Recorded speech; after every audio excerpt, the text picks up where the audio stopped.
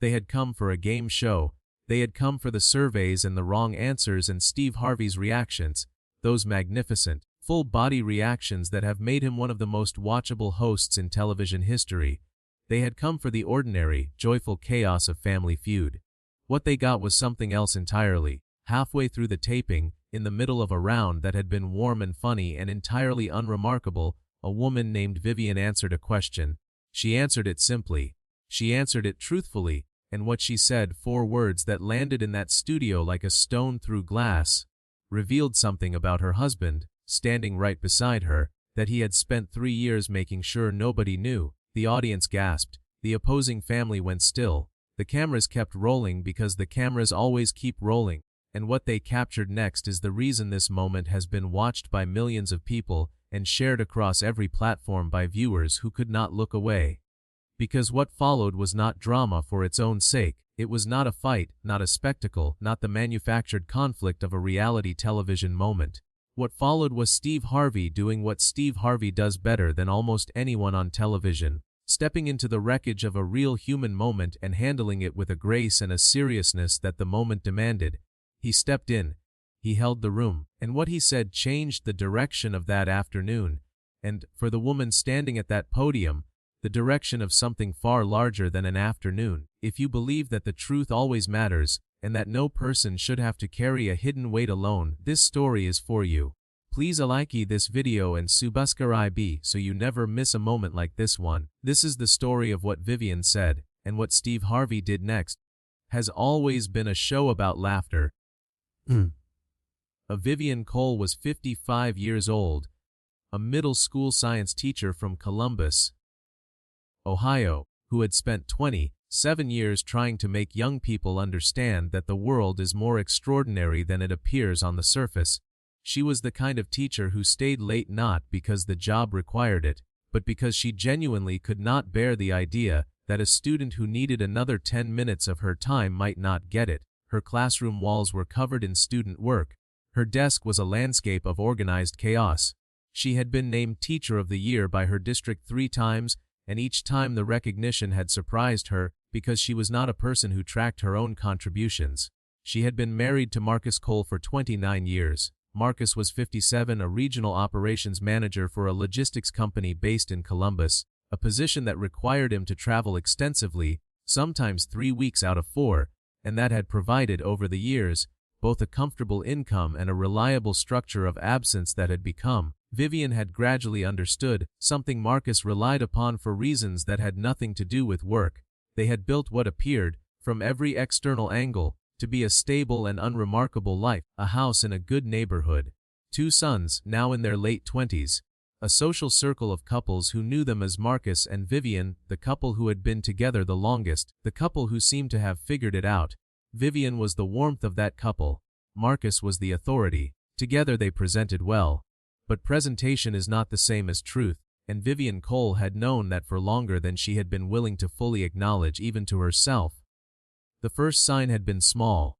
A text message she had not been meant to see, glimpsed on a phone screen 3 years earlier, that contained a name she did not recognize and a tone she did not recognize either, personal, private, carrying the particular warmth of 2 people who share something that excludes everyone else. She had mentioned it to Marcus. He had provided an explanation.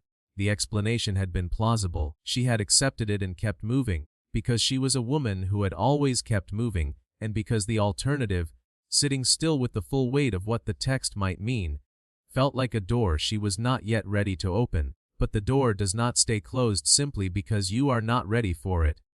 Over the 3 years that followed, Vivian had accumulated what she privately thought of as a case file, not through investigation, not through deliberate searching, but through the accumulation of things she had noticed and filed away in the part of herself that she kept very quiet. A second phone, discovered by accident in a coat pocket, business trip dates that did not align with the company's actual travel schedule, which she had checked quietly using the company's public event calendar. A name that appeared once on a credit card statement and then never again. She had not confronted Marcus with any of it, not because she lacked the courage, but because the confrontation would make it real in a way that could not be undone. And she had 2 sons, and a house, and 29 years. and the self she had built around the word wife, around the word family, around the identity of the woman who had figured it out alongside the man who provided the authority. She had come to understand waiting. She did not yet know what she was waiting for. The application. Their younger son, Jordan, 27, had entered the family in the show's application with the uncomplicated motivation of a young man who wanted to do something fun with his family. He had not known what his mother was carrying. He had written on the application nothing more complicated than "My mom is the best person I know and she deserves a great day." Vivian had said yes immediately. She had said yes with a warmth and enthusiasm that surprised Jordan a little, because his mother was not really a person who leaped at things. He did not know that she had said yes partly because a day on a television set, surrounded by cameras and strangers and the particular forward motion of a game show, was a day in which the door she had been not opening for 3 years could not open. A day that was simply entirely forward. Marcus had agreed to come. He had agreed in the careful way of a man who understood, on some level, that his wife had been quieter than usual for several months, and that participating in a family activity was the kind of visible investment that served a purpose for him. He was, in all things, a man who managed appearances skillfully. On the day of the taping, Vivian wore a white and gold blouse that caught the light beautifully. She was, by every outward account, a woman who had come to a game show to have a good time. She chatted easily with the production staff. She laughed with Jordan in the green room. She was warm and present and, to anyone who did not know what she was carrying, entirely fine. The Cole family faced off against the Bradley family from Cincinnati, and through the first 2 rounds it was a competitive and enjoyable match. Vivian was excellent, quick, warm, occasionally self-deprecating in the way that endears contestants to an audience. Marcus was measured and strategic in his answers, and Steve Harvey had found an easy rhythm with both of them, the kind of rhythm that develops naturally when a host is working with people who are genuinely comfortable in front of cameras. Jordan, playing beside his parents, was attentive and engaged in the way of a young man who is enjoying watching his mother be good at something in public. He had been watching her answer correctly and warmly all afternoon with the particular pleasure of a child who sees a parent clearly and is proud of what they see. The game moved well. The family was ahead. The mood in the studio was exactly what a Family Feud taping is supposed to be: easy, warm, and forward-moving. And then Steve asked a question that the afternoon had, without anyone in that studio knowing it, been building toward since Vivian said yes to her son's invitation 3 weeks earlier. "We surveyed 100 married people," Steve announced. "Name something a spouse hides from their partner." The category generated the knowing murmur it was designed to generate. Light laughter. A few audience members exchanging glances, the relaxed recognition of people who have been in long relationships and understand that every marriage contains its privacies. It was Vivian's turn at the front of the group. She had answered every previous question with immediate confidence. She stepped forward, looked at Steve, and opened her mouth to give an answer. What happened next lasted approximately 3 seconds and changed everything about the afternoon. She paused. It was not the pause of someone searching for an answer. It was the pause of someone who has just arrived, unexpectedly, at the door they have not been opening for 3 years, and who finds in this particular moment, under these particular lights, with this particular audience, that the door is open. She looked at the board. Then she looked at her husband, standing 2 feet to her left. He was watching her with the easy expression of a man who expects her to say something ordinary. She looked back at Steve Harvey. "A whole other life," she said. She said it quietly, without drama, without performance. The way a person says a thing they have been not saying for 3 years when the weight of the not saying finally exceeds the weight of the saying. The studio gasped. Not a polite game show murmur, a real gasp, the involuntary sound of 200 people registering something they had not expected and did not immediately know how to hold. Marcus Cole went very still. His easy expression did not collapse. He was a man who managed appearances too skillfully for that, but something left it. Some quality of natural ease that had been there a moment before was no longer there. In its place was a careful blankness that was, if you were watching with attention, more revealing than an openly emotional would have been. Jordan looked at his mother, then at his father, then back at his mother, with an expression working through several things simultaneously: confusion, a dawning and unwanted comprehension, and something that looked very much like the specific grief of a young person realizing that a version of their childhood they had understood as one thing was, possibly, another. Steve Harvey had gone completely still at the center of the stage. He was not performing stillness. He was simply, entirely present in the way of someone who understands that the moment they are in requires absolute attention and nothing else. The board operator, behind the scenes, waited. The audience did not move. Steve looked at Vivian. He looked at Marcus. He looked back at Vivian, and he made a decision that every person in that room felt before he spoke it. "Let's stop here," he said. What was remarkable about Vivian Cole in the seconds after she said what she said was not that she broke down. She did not break down. What was remarkable was the quality of steadiness she maintained, not the frozen, managed steadiness of someone holding themselves together by force, but the natural steadiness of a person who has, in the act of saying the true thing, finally put down a weight that has been making everything harder for a very long time. She was still, her hands were at her sides, her chin was level. She looked like a woman who had just done something difficult and had discovered that she was capable of it. Steve Harvey looked at her for a long moment before he spoke. "Vivian," he said, quietly, the way he says the name of a person he is about to speak to directly and seriously. "I'm all right," she said before he could ask. And then, because the full truth was already out and there was no reason to contain the rest of it, "I've known for a while. I just hadn't said it anywhere that made it real." Steve Harvey nodded slowly. He turned, very deliberately, to face Marcus. There are things that a television host is not required to do. A host is not required to step into a marital crisis on a game show stage. A host is not required to set the game aside, turn to face a man whose wife has just publicly described a deception, and hold that man accountable in front of 200 people. A host is not required to be anything more than a capable professional navigating an unexpected situation toward the nearest safe exit. Steve Harvey has never been interested in the nearest safe exit. He stood in front of Marcus Cole with the particular stillness of a man who has decided that what is happening in front of him matters more than what is supposed to be happening, and he said, "Marcus, your wife just said something that she has been carrying, by herself, for a long time. And she said it here, in front of all these people, because this might be the first place it felt safe enough to say." He paused. "I need you to understand what just happened. This is not a game show moment. This is a person telling the truth about their life." Marcus said nothing. The careful blankness of his expression had not changed, but something around the eyes had a slight tightening that betrayed, in the way involuntary physical responses always betray, that the composure was costing him something. "I'm not going to ask you to confess anything on this stage," Steve continued. "That's not what this is. What this is a man looking at his wife, who just told the truth about her marriage in front of 200 strangers, and deciding what kind of man he is going to be in this moment." He let that sit. "Because this moment is going to follow both of you. It is going to be the moment you both remember. And right now, the only thing that determines what this moment means is what you do next." Marcus Cole stood at that podium for what felt, in the studio, like a very long time. The audience did not move. Jordan, behind his parents, was looking at his father with an expression that had settled into something quiet and very serious, the expression of a young man who has just had a formative understanding arrive ahead of schedule. Marcus looked at his wife. He did not offer an explanation. He did not perform contrition for the audience. He did not reach for any of the tools that a skilled manager of appearances might be expected to reach for in this situation.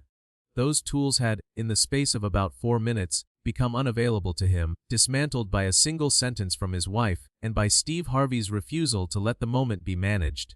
What he said was not elegant, it was not prepared, it was the raw, insufficient language of a man who has just run out of performance. "I'm sorry," he said. "I know that's not enough. I know what I've done. I know what it cost you. I'm sorry." Vivian looked at her husband. Her expression was not warm and it was not cold. It was the expression of a woman who has waited 3 years for words and is receiving them now, in a television studio, in front of cameras, and is processing the gap between what she had imagined that moment would feel like and what it actually feels like. "I know," she said, simply, without absolution and without anger. Steve Harvey turned back to Vivian, and what he said to her was the moral center of the entire afternoon. The thing that elevated the moment from difficult television to something more important than television. "I want to say something to you," he said. "Not about your marriage, not about what comes next. Just about you right now, standing here." Vivian looked at him. What you just did took more courage than most people find in a lifetime. You have been carrying the weight of a secret that was not yours to carry. You have been protecting a version of your life that was costing you the real one. And you stood at this podium and you said the true thing, not for drama, not to hurt anyone, but because the truth needed to be in the air somewhere, and you were finally in a place where you could let it out. He paused. That is not a small thing. That is one of the bravest things I have ever seen on this stage. And I need you to hear that from someone, because I suspect you have been very, very alone with this for a very long time. Vivian's composure, which had held through everything, moved. Not into tears, her eyes were bright, but she held them. Into something more fundamental than tears, the particular, visible relief of a person who has been seen, who has been witnessed, who has finally been told, by someone outside her own internal world, that what she carried was real and what she did with it was brave.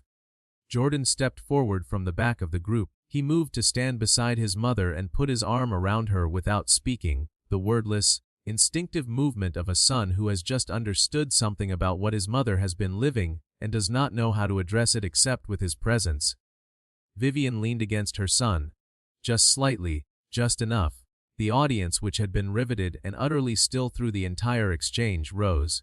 When the audience had settled, Steve Harvey spoke once more, not to Marcus, not to Vivian specifically, but to the room, to the 200 people in it, and to everyone who would ever watch the moment that was being recorded. I want to say something about truth, he said, because what just happened here is about truth. Truth has a weight to it. When you carry something true and you don't say it, that weight doesn't go away. It just gets redistributed. It goes into your body, into your sleep, into the way you answer a survey question on a Tuesday afternoon at a game show taping. It finds the door. He looked out at the audience. The truth always finds the door, and the bravest thing a person can do, the single bravest thing, is to open it themselves, in their own time, in their own words, instead of waiting for it to blow open on its own. He paused. Vivian opened the door today. Whatever comes next, and I don't know what comes next, and neither do you, she did it on her own terms. And that is something that cannot be taken from her. The production team made the quiet, sensible decision to bring the taping to an early close after the moment had settled. Nobody was in the right place to continue a game. The Bradley family, the opposing team, had sat through it all with the dignified discomfort of people who have accidentally witnessed something private and handled it with grace.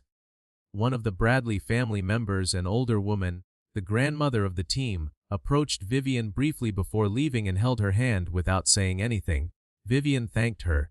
Steve Harvey spent time with the Cole family before they left the building. He spoke with Jordan first, separately, because Jordan was the member of that family who had been blindsided most completely and who needed, Steve seemed to understand, his own version of the conversation. He spoke with Marcus briefly, directly, privately, without performance. And he spent the most time with Vivian, the two of them sitting in a quiet corner of the production area while Jordan waited nearby. What they talked about was not recorded and was not shared. Vivian said later, in the only extended interview she gave, that he had asked her what she needed next. Not what she was going to do, not what her plans were, what she needed. She said it was the question she had not been asked, by anyone, in 3 years of carrying what she had been carrying. She said she had not had an answer. He had told her that was fine, that not having an answer was the beginning, not the problem. The broadcast, when it aired 10 weeks later, generated a response that was significant in its volume and striking in its emotional precision. The clip moved through social media not with the velocity of a viral spectacle but with the slower, more deliberate spread of something that people were sharing because it had personally reached them, the kind of sharing that happens when content says something true about a private experience. The clip was viewed 26 million times in the first week, but the number that the production team noted as more significant was the ratio of personal testimonials in the comments, a proportion far higher than the show typically generated. People were not just watching and reacting, they were writing about their own lives. Women in long marriages wrote about the years of managed silence, the evidence catalogued and unfiled, the questions not asked because the answers would be irreversible. Several wrote that what had broken them open in Vivian's moment was not the revelation itself, but the quality of her steadiness in it. The fact that she had said the hardest true thing and had remained standing, had remained herself. Several wrote that they had watched the clip and understood, for the first time, that they were waiting for exactly the same thing Vivian had been waiting for: the right moment, the open door, the place where the truth could be in the air. Therapists and counselors who shared the clip noted a consistent observation that what Steve Harvey had done, specifically, the act of naming Vivian's silence as a weight that was not hers to carry, and her disclosure as an act of courage rather than a problem to be managed, was the kind of reframing that their clients spent months working toward. That hearing it said publicly, by a trusted figure, in a setting that was witnessed, carried a different kind of authority than hearing it in a private office. Marriage counselors noted something additional: that Marcus's response, insufficient, bare, bereft of performance, was in some ways more honest than a prepared apology would have been. That the stripping away of his tools had produced something real, and that real was, in many cases, what a betrayed partner most needed before anything else could begin. In the follow-up segment produced 5 months after the broadcast, the family did not appear together. Vivian appeared alone, which told its own story, and told it with a quiet dignity that had characterized everything she had done since walking onto that stage. She and Marcus had separated in the weeks following the broadcast. The separation was described by Vivian as something that was already, in every meaningful sense, decided. That the afternoon had not created the end but had simply named it. She was living in the Columbus house. Marcus had moved to an apartment. Their sons were navigating the reality of their parents' separation with the difficult, individual processes that adult children undertake when the family they grew up inside is being restructured. What Vivian said about her life in the follow-up segment was the part of the story that most viewers later said had stayed with them longest. "I am not unhappy," she said. She said it with the precise care of a woman who understood that the statement required precision, that not unhappy and happy are different things, and that honesty meant acknowledging which one she meant. "I am not unhappy. I am something I had forgotten I was allowed to be, which is simply myself, my own person in my own house, knowing what is true about my life. That is not a small thing. After 3 years of carrying what I was carrying, that is an enormous thing." She had returned to her classroom. Her students had noticed, she said, that something was different about her, though they could not have articulated what. She thought what they were detecting was the absence of a weight. She taught differently when she was not carrying it. More freely, more fully present. She had started painting watercolors. As it happened, she had always been curious about it and had never had the bandwidth that genuine curiosity requires. She was not skilled yet, but she was consistent, which she had always believed was more important than skill in the beginning of something. She was, she said, learning what she liked.